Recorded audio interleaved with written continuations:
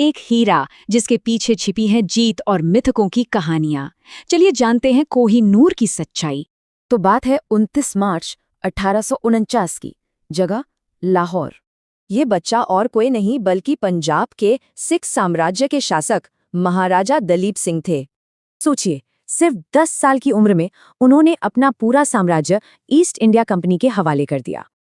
और सिर्फ साम्राज्य ही नहीं, उन्हें उस दौर की सबसे बेशकीमती चीज भी सौंपनी पड़ी, कोह-ए-नूर हीरा। अंग्रेजों के लिए तो ये जीत का सबसे बड़ा तमगा था।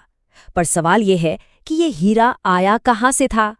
तो लॉर्ड डलहाउजी ने एक युवा अफसर थियो मेटकाफ को इसकी पूरी हिस्ट्री पता करने का काम सौंपा।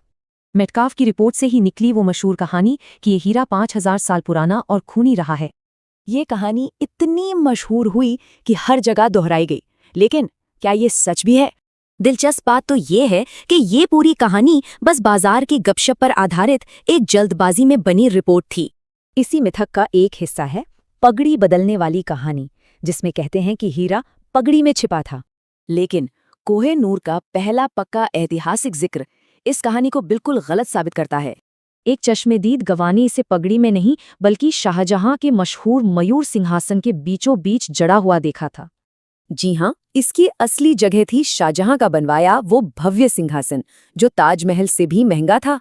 1739 में दिल्ली से लूटने के बाद ये हीरा सदियों तक कई साम्राज्यों से होकर गुजरा।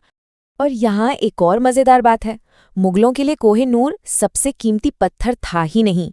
असल में उन्हें हीरो से ज्यादा बड़े माणिक और लाल स्पिनल जैसे रंगीन पत्थर पसंद थे।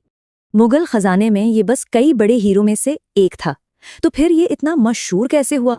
इसकी शोहरत दुनिया भर में तब फैली जब इसे 1851 में लंदन की ग्रेट एग्जीबिशन में रखा गया।